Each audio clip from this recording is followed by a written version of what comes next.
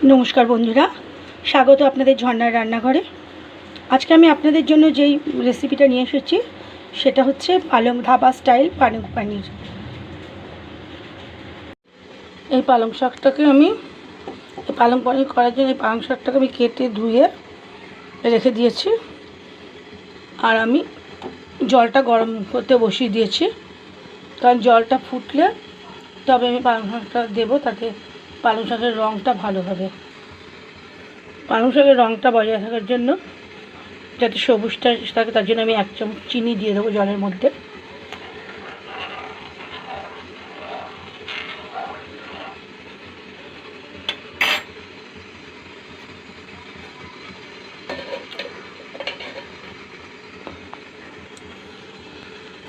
এই অবস্থায় আমি পালং শাকগুলো দিয়ে দেবো, সম্পূর্ণ পালং শাকটা দিয়ে দেবো। আমি এর মধ্যে 2টো কাঁচা লঙ্কাও দিয়ে দিয়েছি।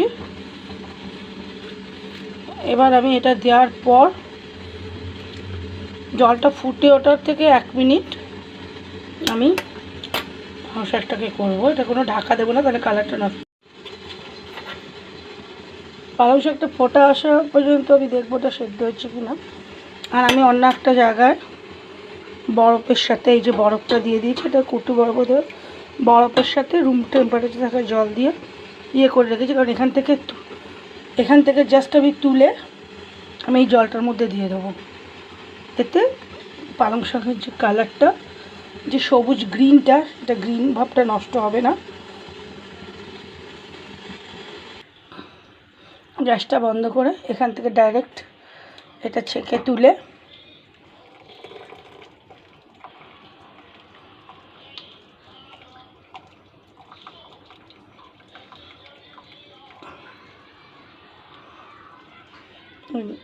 নিয়ে এই বরফের জলটা ট্রান্সফার করে দেবো।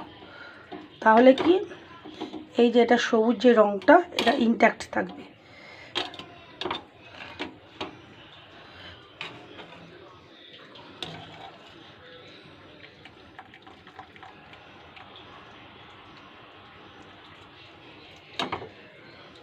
পুরোটাই তাই করতে হবে।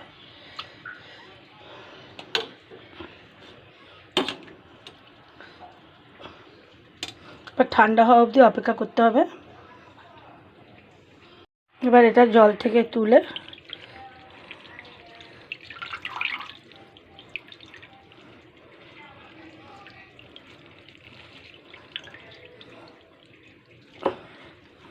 মিক্সিতে দিতে হবে।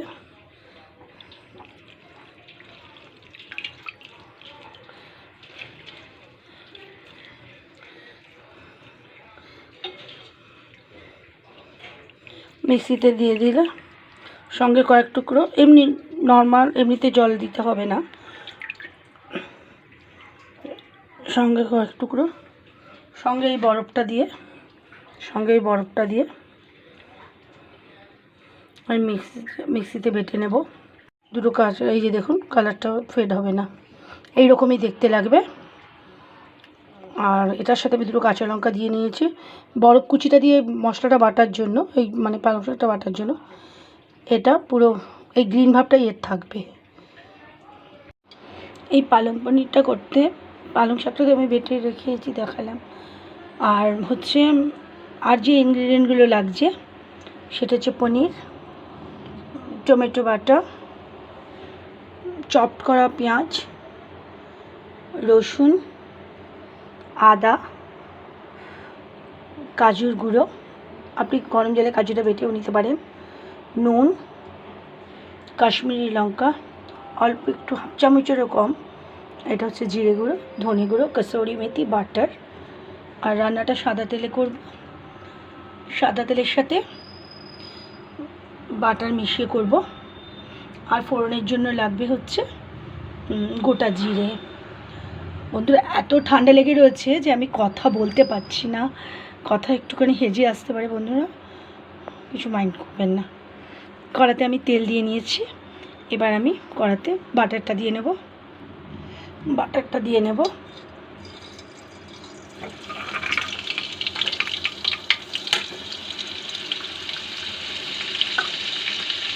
বাটারটা গলতে দেব।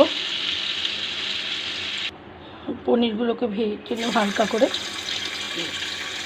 তো কোনো রং দিয়ে ভাজতে হবে না, এটা হালকা করে ভেজে নিতে হবে পনিরগুলোকে।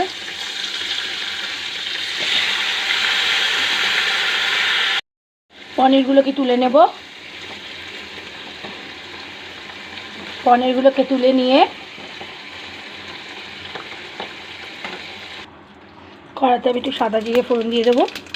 এই যে পনিরগুলো সব তুলে নিয়েছি বন্ধুরা, এটার মধ্যে চপ করা পেঁয়াজটা দিয়ে দেবো। আপনারা কুচিয়ে নিতে পারেন, আমি চপ করে নিয়েছি। এখানে দুখানা পেঁয়াজ রয়েছে, চপ করা পেঁয়াজটা দিয়ে দেবো এর মধ্যে।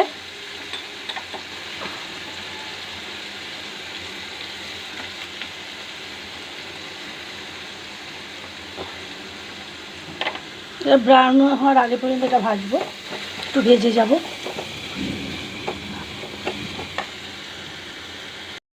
যেটা ভাজতে থাকবো এর মধ্যে একটু নুন দিয়ে দেবো, একটু কালার আসা অবধি আমি ভাজবো। এর মধ্যে রসুনটা দিয়ে দেবো, রসুনটা দিয়ে নাড়বো।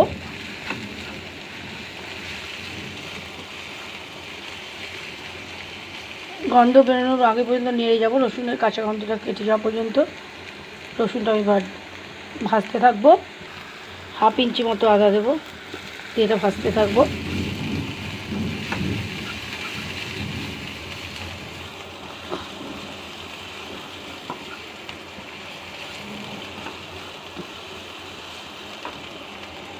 এটা ভাজা ভাজা হয়ে গেছে। এবার আমি এটার মধ্যে টমেটোর পেস্ট যেটা করা চপ করা আছে ওটা দিয়ে দেব। দিয়ে টমেটোটাকে সফট হওয়ার জন্য আমি এটার মধ্যে একটু নুন দিয়ে দেবো, অল্প করে দেবো টমেটোটাকে সফট করবার জন্য। সঙ্গে আমি কাশ্মীরি লঙ্কাটা দেবো।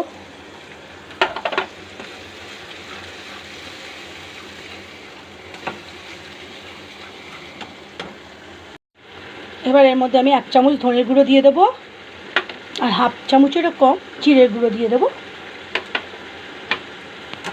দিয়ে টমেটোটা খানিকটা নরম হয়ে এসছে, নাড়তে থাকবো।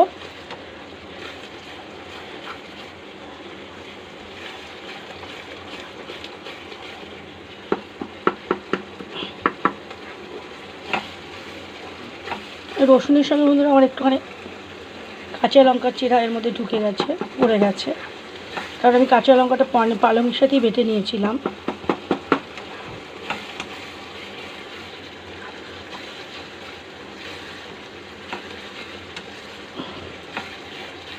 এইভাবে নেড়ে যেতে হবে। এত ঠান্ডা লেগে গেছে যে কথাটা ঠিকমতো বলতে পারছি না, অস্পষ্ট হচ্ছে কথার আওয়াজটা। বন্ধুরা একটু ক্ষমা ঘৃণা করে নেবেন আওয়াজটা অস্পষ্ট আসার জন্য।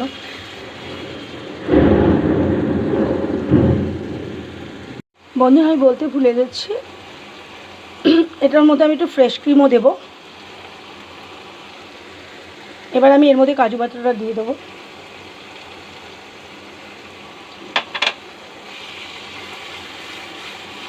কাজু বাটাটা অপশনাল, আপনাদের যদি মনে হয় কাজু বাটাটা দিলে পুরো পালক পনিরটা ধাবা স্টাইল পুরো টেস্টটা আসে। একটু কাজু বাটাটা দেওয়ার চেষ্টা করবেন, যদি না দেন তাতেও যে খেতে খুব খারাপ লাগবে তা নয়, কিন্তু কাজু বাটাটা দিলে একটু ভালো, পেস্ট করে কাজু বাটাটা দিলে রান্নার টেস্টটা অনেকাংশে বেড়ে যাবে। এটাতে আমি কোনো এক্সট্রা জল দেব না, এটা এইভাবেই কষাতে থাকবো। কষাতে কষাতে তেলটা বেরিয়ে আসবে আর মশলার গন্ধটা বেরিয়ে আসবে,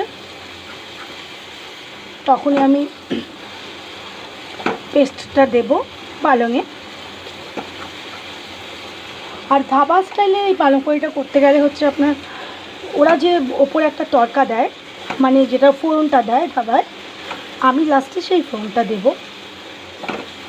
সেটাতেই ওদের ধাবা স্টাইলের পালং পনিরের যে গন্ধটা কিংবা যে ওদের ইয়েটা আসে, টেস্টটা আসে, ফ্লেভারটা আসে, এটা ভালো লাগে। এবার আমি এর মধ্যে অল্প একটু কসুরি মেথি দিয়ে দেবো, পিঞ্চ অফ কসুরি মেথি দিয়ে দেবো এটার মধ্যে। এই কসুরি মেথিটা দিলে আরেকটু গন্ধটা ভালো আসবে। আপনারা এটা ফিল করতে পারছেন না বন্ধুরা, আমি এটা ফিল করতে পারছি, এটার গন্ধটা অসম্ভব সুন্দর আসছে। মশলাটা পুরো কষানো হয়ে গেছে। এই মা দেওয়ালে ছিল। এবার আমি এটার মধ্যে পালং শাক বাটাটাকে দিয়ে দেবো। দিয়ে আমি আঁচটা কমিয়ে আর এটাকে নেড়ে নেব।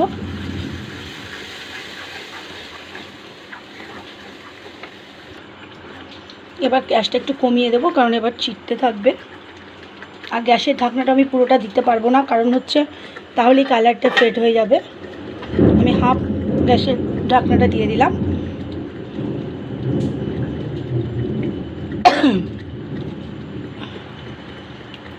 কারণ এখনই ছিটতে থাকবে।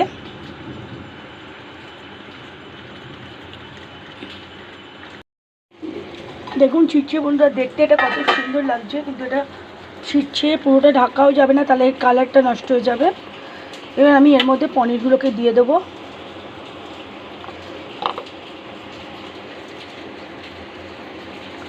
পনিরগুলোকে দিয়ে দেবো।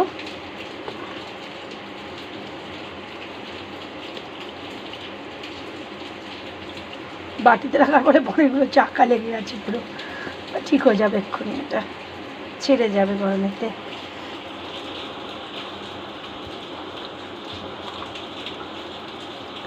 আরেকটা জিনিস দেবো বন্ধুরা, গরম মশলা। এবার গরম মশলাটা দিয়ে দেবো। গরম মশলাটা দিয়ে পনিরটাকে নাড়বো। আঁচটা বাড়াবো না, তাহলেই ছিটবে।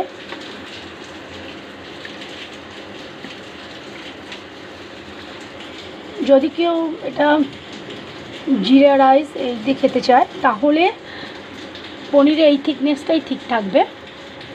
আর রুটি, পরোটা, লাচ্চা পরোটা, এমনি রুটি, রুমালি রুটি এসব দিয়ে খেলে সেক্ষেত্রে আরেকটুখানি মানে ঠিক করতে হবে, মানে এতটা পাতলা থাকবে না তখন, আর একটু ঠিক করে দেবো। কিন্তু জিরা রাইস দিয়ে খেলে একদম পারফেক্ট। রান্নাটা হয়ে গেছে, আমার শুধু বাকি রয়েছে ওপর থেকে ইয়েটা দিয়ে দেওয়া, ফোড়নটা ওপর থেকে দিয়ে দেবো, তাহলে আমার রান্নাটা তৈরি হয়ে যাবে।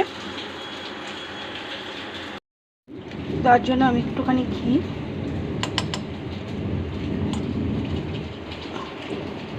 এইটুকু ঘি, এইটুকু বাটার, এইটুকু দিতেই হবে, কারণ ওরা একটু মানে ধাবাতে ওরা একটু ঘি বাটার বেশি, আপনি এটা স্কিপ করতে পারেন, এটা তার আগে পর্যন্ত ওটা খাওয়াই যেতে পারে। আর হচ্ছে এটার সাথে রসুন কুচি,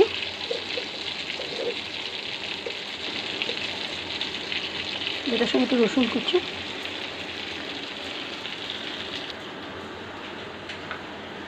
এই রসুন কুচিটাকে একটুখানি ভাজা ভাজা করে ব্রাউন কালার নিয়ে আসতে হবে রসুন কুচিটার।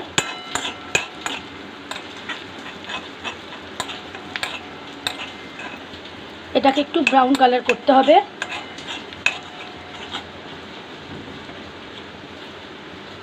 না, এখনও ব্রাউন কালারটা আসেনি, একটু ব্রাউন কালার করে নিতে হবে।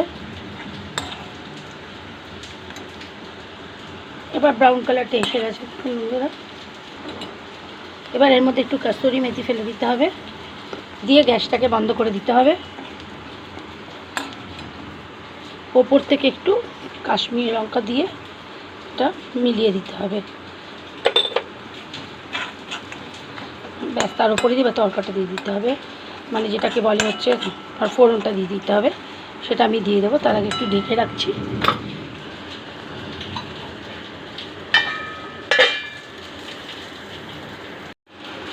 এই যেটা আমার হয়ে গেছে, পালক পনিরটা পুরো তৈরি। এটার মধ্যে এইটুকু ফ্রেশ ক্রিম আমি দিয়ে দেবো।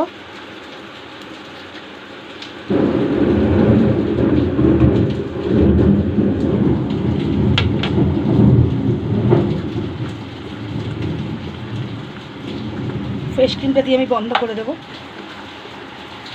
এবার আমি একটু নেড়ে নেবো এটাকে।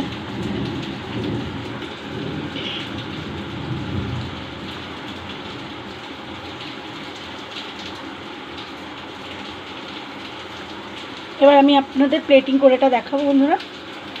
5 মিনিট স্ট্যান্ডিং টাইমে ওপর দিয়ে তরকাটাও দেবো। এই যে আমি এই তরকাটা ওপর দিয়ে দেবো এটার বন্ধুরা।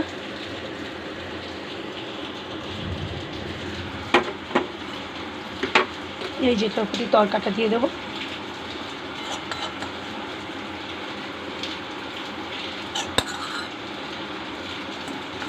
এভাবে তরকাটা ওপর দিয়ে দিতে হয়। দিয়ে দেবো। রান্নাটা হয়ে গেছে। দেখুন বন্ধুরা, এটা দেখতে কতটা সুন্দর লাগছে, এটা দেখতে কতটা অভিনব, কতটা সুন্দর লাগছে বন্ধুরা। দেখুন বাইরে বৃষ্টি হচ্ছে, এত জোরে বৃষ্টি হচ্ছে আমার কথার আওয়াজ হয়তো আপনাদের শুনতে অসুবিধা হচ্ছে।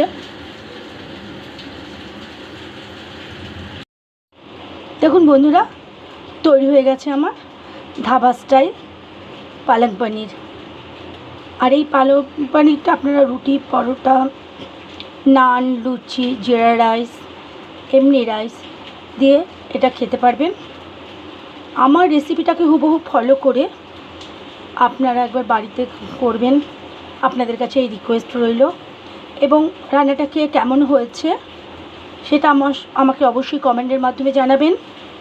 আমাকে একটা লাইক দেবেন বন্ধুরা। আর আপনাদের বন্ধুদের মধ্যে আমার রান্নাটা অনেক অনেক শেয়ার করবেন। আর আপনি যদি আমার নতুন বন্ধু হয়ে থাকেন তাহলে অবশ্যই আমার চ্যানেলটাকে সাবস্ক্রাইব করে দেওয়ার অনুরোধ রইল। আর পাশে থাকা বেল আইকনটাকে অবশ্যই প্রেস করে দেবেন বন্ধুরা, যাতে আমি যখন কোনো নতুন রেসিপির ভিডিও আপলোড করব তার নোটিফিকেশান সবার আগে আপনার কাছে পৌঁছে যাবে। ভালো থাকবেন বন্ধুরা। আশা করি পুজোর দিনগুলো ভালো মতো সুস্থ মতো কাটাবেন বন্ধুরা। নমস্কার। আবার দেখা হবে নতুন কোনো দিন, নতুন ভিডিওর আপনাদের সাথে মুখরোচক ভিডিওর রেসিপি ভিডিওর সাথে। ভালো থাকবেন। নমস্কার।